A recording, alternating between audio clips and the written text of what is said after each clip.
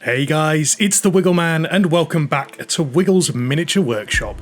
Today in this video I am going to be painting up the Werewolf Queen by White Werewolf Tavern. This is a free STL, so I will of course leave a link to that in the description. And what we're going to be discussing today is what do I use when I'm painting my miniatures? So the whole idea of this video is that I am going to go in order of what I think is the most important for a miniature painter when they're just starting out in the hobby, and we're going to end the list with what I think may not be quite as important but a nice convenience, or things that you may want to invest in when you've invested more time into the hobby. So anyway, let's begin. I'm going to be including a money counter in the top corner of the screen to keep track also. This is more of a cathartic questioning of myself as to how much I've invested into the hobby to get where I am today. But we're going to be including a money counter in the top of the screen and keep track of how much I've spent so far. So the first thing, of course, as any miniature painter would need, is paintbrushes. So I have the Rock Ninja 9-piece thin brushes for fine detailing and art painting set. Looking at the Amazon listing, it's a very, very cheap set of brushes. It does absolutely fine job for me. I've got no complaints. I know I've said in a previous Q&A video in regards to whether I think investing in things like the Artis Opus brushes is worth it. I couldn't tell you, quite frankly. I don't really think it's worth the price point of investing into that much, especially if you're just starting off in the hobby. The next one is probably the most common mistake that I see new miniature painters make when they start off in the hobby, and that is using base coat primer. I use High Coat Matte Black primer. It's really designed for cars, but it's a nice rattle can, lasts me a good long time, and I think it gives a really nice finish, which is perfect for kind of laying down the foundation on your models to paint on top of. The next one, obviously, if you're going to paint miniatures, you're also going to need some paint. Now, I've tried Citadel paints, I've tried Vallejo, I've tried some other brands of paint as well. I personally have found myself settling on Vallejo.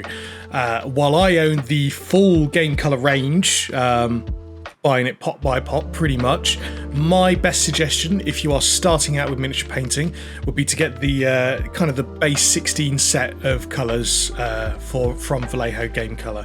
They're nice, fairly thin paints. They still need a bit of thinning when you put them onto a palette, but they're fairly thin paints and they're a really, really good starting point with a good range of colours, some metallics in there as well.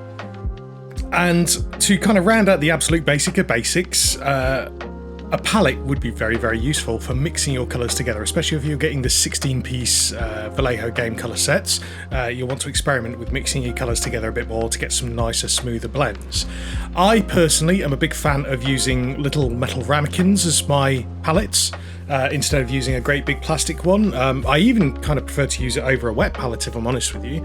But yeah, they're inexpensive, they're easy to clean out because once the acrylic resin's dried, you can simply just kind of take a little piece of metal. So I've got kind of an old file that I just kind of pick it out of. It's very, very satisfying to do as well. So we're at £41.77 so far. That's not too bad actually, as kind of your entry level into the miniature painting hobby. I'm not including the prices of miniatures themselves. I'm going to include that more to the end of the video as to how I like to make my miniatures. Spoiler alert, it's 3D printing, it's going to go up a bit. But at this point now, probably what I would be suggesting would be get used to the paints that you work with, start doing some blends, and start to explore kind of more technical paints. And the first technical paint that I would kind of say everyone should have in their arsenal would be some Vallejo Black Wash. It's a great big pot. It's fairly inexpensive considering the amount you get. I could say I've had mine for about 2 years now. I've barely used any of it, and it for that price, it's very much a worthy investment. But you want to get yourself some kind of a shade paint. Agrax Earthshade by Citadel, also very, very good. Or even playing with contrast paints, but for the monetary value on this at this point, I'm going to be including the big pot of Vallejo Black Wash because it's just so versatile in its uses, and the fact that you're going to be applying these washes to your models, that's really going to take your model painting to the next level. So if you just used your paint so far, using a black wash will add a lot more depth to your models and a lot more interest. The next technical paint that I would absolutely suggest to get would be some acrylic inks. I use the Liquitex brand of acrylic inks, and they are, how do they work? So they are very, very thin, very, very pigment rich. So very thin, very vibrant paints, but they also have a good amount of transparency for them. These are great for not only just using with a paintbrush, as you'll see later in this video. I use some turquoise acrylic ink to paint tattoos onto this model, to give kind of that transparent effect over the skin, but they also work very, very well through the airbrush. So if you decide to pick up an airbrush, which we'll cover later on in the video, then these are fantastic use through the airbrush, because they're just such a breeze, they just fly out. The next most important technical paint to me would be Vallejo Glaze Medium. This paint, I feel like, has kind of really changed how I approach painting miniatures. I have pretty much replaced it with water whenever I'm mixing colours or whenever I want to thin down colours completely. I don't know what it is about it. I believe the whole idea is that it maintains the consistency of the paint. I don't know, sciencey stuff with the glaze medium. I just find that I get a lot better results thinning down paints with glaze medium than I do with traditional water. That doesn't mean to say that thinning down paints with water is wrong. You can completely skip this step, stick to water. If that works for you, fantastic. I've just found adding just a little pinch of glaze medium to my paint mixes really helps me blend my layers a lot better. We're halfway through the video, and I just wanted to highlight, I was really proud of this when I painted this model, but the absolute precision pupil painting that I landed here, I'm so proud of it. And if you like it too, don't forget to subscribe. Never back down, never what? Never give up. Never back down, never what? Never give up. Let's got it! Let's go! And then I went and painted the other one off camera as well, because I did not want to do that twice with the camera leaning over me. So, with the first part of the video out of the way, now we're going to discuss kind of the more convenience-related things that I think you should buy if you want to be a miniature painter. First one being a 3D printer. So, why a 3D printer? Simple, it's an investment. If you like painting lots and lots of miniatures, then getting a 3D printer will lower the cost considerably as to how much money you're putting into purchasing miniatures, because it's worth bearing in mind, people selling miniatures want to make a profit. You want to cut out the middleman and just print your own, make your own. It's fantastic. As for what 3D printer I would recommend to start with, you've got two choices. From me personally, I would say either an Elegoo Mars or an Elegoo Saturn. I started off with an Elegoo Mars, and after about a year of using that, I felt like I could put my big boy pants and go for the much larger print volume of the Elegoo Saturn. In regards to kind of what price are you expecting to pay for, I would say for a small format resin 3D printer like an Elegoo Mars, I would pay about £200. And for a larger size Elegoo Saturn, I would be looking at paying at about £400. I think that's reasonable enough for the entry level of the hobby. You don't need to get the latest, greatest, best thing in the world. Again, all my models that I have printed and painted that go up on the channel, they're all on original Elegoo Saturn and the original Elegoo Mars. You'll also want to be getting a bottle of resin if you're getting a resin 3D printer as well. The price I'm paying currently for what resin I use, it's the Elegoo water washable resin, and it usually goes for about £29.99 on Amazon, sometimes a little bit cheaper as well, which is great. In terms of there's quite a lot of consumable stuff going through this video. This is probably the consumable you will go through the most, which is the resin. A failed print, that's a waste of resin, and you just tend to eat through it a fair bit quicker. How much do I use? I would say I get between 1 and 2 bottles of resin a month, so it's about £29.99 a month, can go up to £50 $59.98 a month as well, although I only tend to really buy 2 bottles at once when there's a good discount going on them. So that's one thing that's worth bearing in mind as well if you want to get into the 3D printing aspect of the hobby. And now time for the big boy. So you've been printing miniatures, you've been painting your own miniatures, you've been doing that for a while and you're really enjoying it. The next thing to kind of kick it up a notch, bam, would be getting an airbrush. An airbrush is a tool with a multitude of uses. Some people call it cheating. I see it as partly for convenience and partly as another kind of weapon in my arsenal of miniature painting.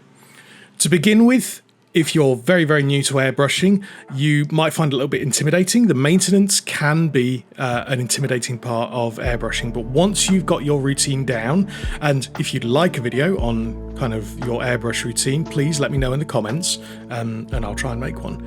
But once you've got your routine down, it's just another part of the painting process. What a lot of people don't realise is that actually probably the most expensive part of owning an airbrush is the compressor.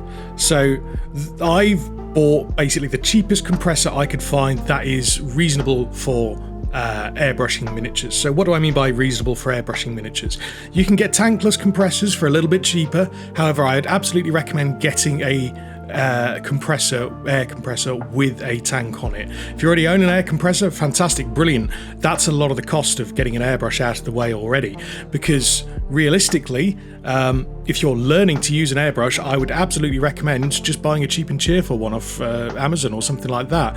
I spend about 20 quid on an airbrush, and that has helped me learn maintaining my airbrush a lot better. The one I've been using, I've had for about 2 years now, whereas the one I had before, I had that for about a year before I managed to break it. The one before that, I had that for about 6 months before I managed to break it.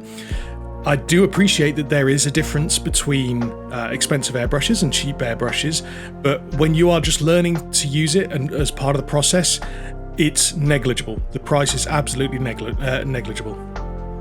So that does it in regards to how much I think it takes to get into miniature painting as a hobby. £446.78, it does sound like a lot. However, you need to bear in mind that learning miniature painting is a relatively long process to do anyway, and this is more of a, oh, I've got a bit of extra cash this month, I'm going to get this thing for my hobby. It's a fun thing to spend fun money on, essentially, and you're only really spending lots and lots of money on it when you realise that you really are passionate about this hobby and that you really do want to get into it. But anyway, that's going to do it for the video today. I'm going to leave you with a final turnaround. If you've made it this far into the video, thanks for watching. Please give me a like, a subscribe, a comment, anything down below, that'd be fantastic. And I hope you have a wonderful day. Have a lovely evening. Goodbye for now.